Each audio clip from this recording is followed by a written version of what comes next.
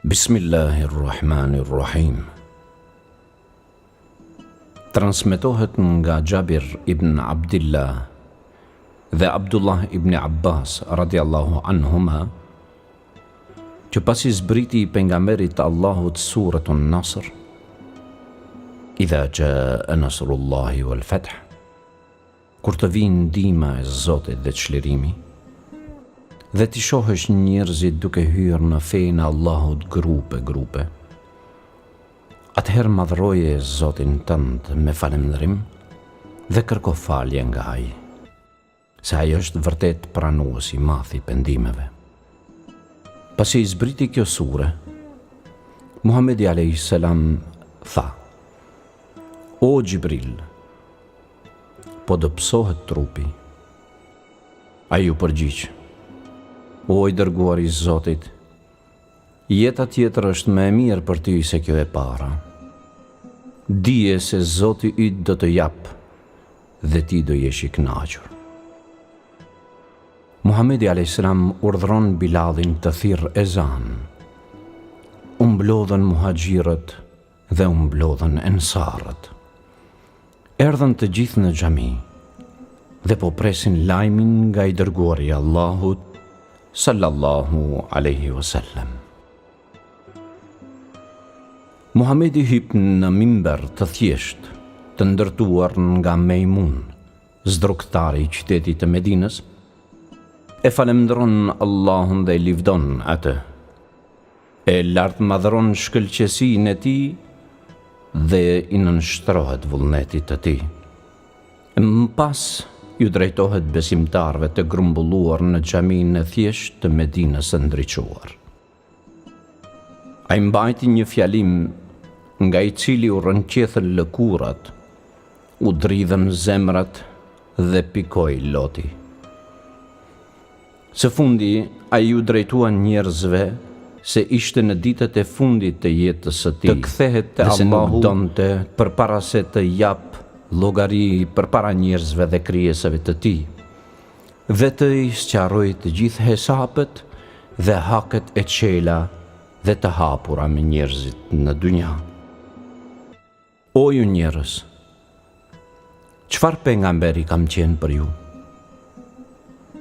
Njerëzit u habitën nga kjo pyetje të dërguarit të Allahut dhe mënjherë ngritën kryet e tyre për të parë mos vallë të kuptojnë diçka më shumë nga mimika e tij sesa nga pyetja që parashtroi ky pejgamber i Zotit. Filluan të dalin zëra në xhami. Shumë mirë ja Rasulallah. O profeti i Zotit, ke qenë më i mëshirshëm dhe më i butë ndaj nesh se sa prindërit tanë. Na ke këshilluar në jetën tonë më shumë se vëllezërit tanë. Na e përcolle emanetin e Zotit, na thirrë në fenë e Zotit ditë e natë, me butësi dhe me sjellje të mirë. Pra Allahu të shpërbleft me mirësi ja Rasulallah. O besimtar, ju kërkoj në emër të Zotit të më thoni të vërtetën. Nëse dikujt i kam bërë padrejtësi dhe e ftoj atë që të vi e të marrë hak nga unë. Nuk u ngrit askush. O besimtar, unë insistoj në këtë qëndrim dhe përsëris pyetjen time edhe një herë. A i kam dikujt ndonjë hak? Pejgamberi alayhis salatu wassalam e përsëriti së treti herë dhe priti që dikush t'i përgjigjet. Askush. Në momentin kur gjithkush në xhami mendoi se kaloi kjo situatë zymt, u ngrit një zë nga mbrapa dhe tha: Mua ja Rasulallah, mua më ke hak. Të gjithë e kthyen kryen nga ai. Ai ishte një burr i shtyrë në moshë, që mezi po çohej në këmbë. Emri i tij quheshte Ukasha ibn Mihsin. Ai po ecë përpara në përgrumbuj të njerëzve dhe njerëzit po i hapnin rrugën në xhami. Rrugë e cila e çonte drejt për drejtit e pejgamberit i Zotit. Ai ndaloi përpara minberit dhe tha: Po e përsëris o i dërguari i Zotit, mua më ke hak. Na trego o Ukasha, kur dhe çfarë të kam bërë, apo çfarë të kam marrë. O pejgamberi i Zotit, një ditë prej ditësh ishim bashkë në njërën nga betejat, në të cilën Allahu na ndihmoi dhe dolëm fitues. Unë u afrova me devën time afër teje dhe ti më godite në barkë me kallafin e shpatës. Nuk di nëse kishe pasur për qëllim të më godasish, apo të goditish devën time që të më largosh nga vetvetja. Këtë çështje dua ta shpalos përpara teje, përpara Zotit dhe përpara njerëzve. Pasha Allahun, ja Rasulallah, të betohem në të madhin Zot, nuk kam pasur kur për qëllim që të nxjerr këtë çështje, por pasi që insistove duke kërkuar, atëherë thash, po ta shprehi pra. Të betohem në Zotin e qiejve dhe tokës, se pejgamberi yt kur nuk do të qëllonte ty apo dikon tjetër. Ju drejtua Muhamedi a.s.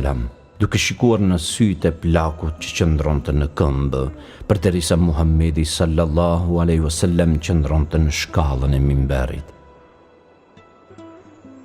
Pejgamberi i Allahut thirr: O Bilal, a ju përgjigj, urdhro, fol e urdhri yt zbatohet. Në xhami po nis një huti, një frikë dhe një ndjenjë jo e mirë. Çka do të urdhroi pejgamberi i Allahut Bilalin? O Bilal, shko te dhoma ime dhe kërkon nga Fatimeja të jap shpatën bashkë me kallofin e saj.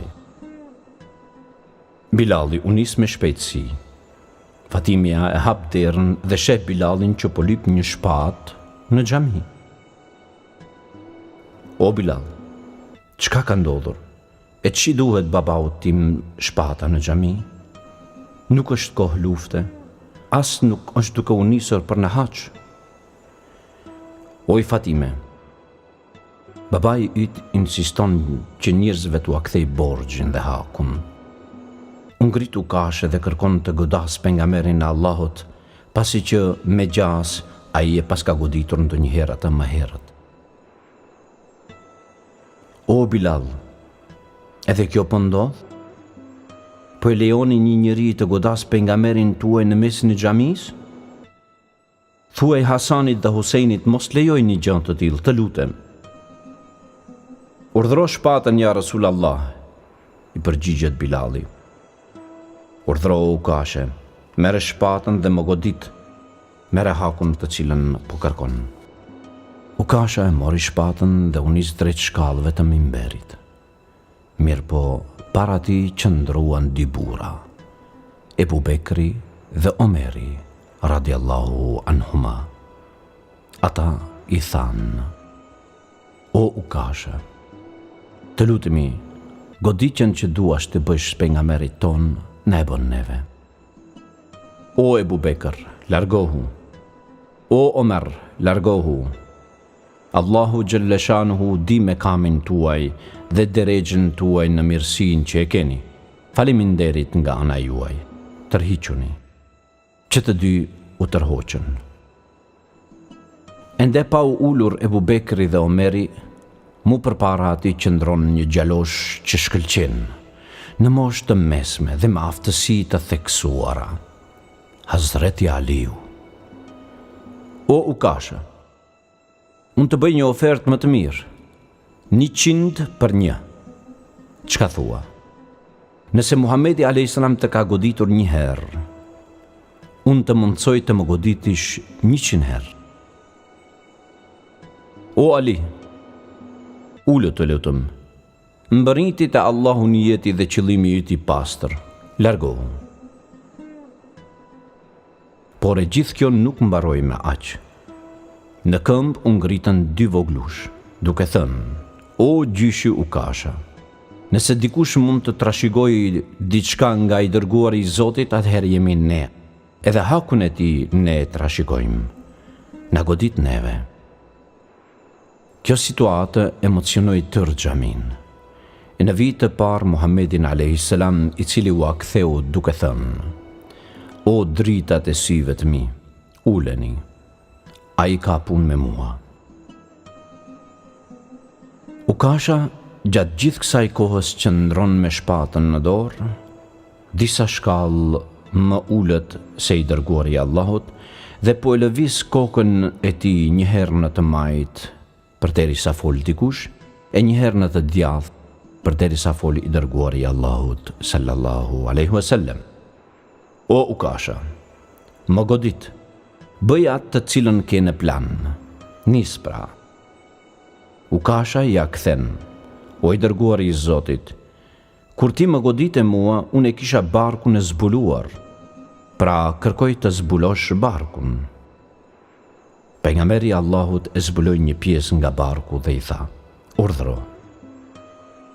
Krisën zëra të vajt dhe të qamurat në xhami. Besimtarët nuk doronin dot që të goditet i dërguari i Zotit, aq më pak përpara syve të tyre. Kur e pa Ukasha barkun e zhveshur të dërguarit të Allahut, u përull, e përqafoi me dashurinë e Zotit dhe e puthi në bark. Kurban të bofsha ja Rasul Allah, kurban bëj baba dhe nën për ty, po kush guxon të prek dhe të godasti ja Rasul Allah? Unë jam burr i shtyrë në mosh dhe nuk kam dashur t'i kthehem Allahut pa e prekur lëkurën tënde dhe pa e puthur barkun tënd. Këtë rast të shkëlqyeshëm ma edhe e ti, ja Rasul Allah, ti insistove për hakmarrje dhe unë e shfrytëzova rastin. Prandaj, edhe tu afrova për të puthur ballin tënd dhe të puthur lëkurën tënde, ja Rasul Allah. Allahu Akbar, Allahu Akbar, prohurit xhamia gjithandej. Pejgamberi i Allahut ende mban barkun e hapur, kurse Ukashe qëndron në pozitën e tij. O Ukashe, ose vepro, ose falma. Ukasha i tha: Ja Rasul Allah, luta Allahun të ma fal mua dhe unë të ta fal ty.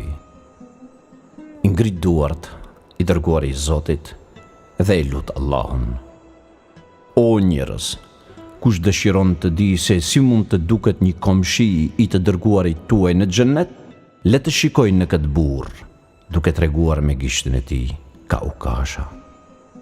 Vrapuan të gjithë nga xhamia: O lum për ty, o Ukasha, lum për ty, prohurit e tërë xhamia dhe tërë njerëzit, duke dashur ta përqafojnë Ukasha.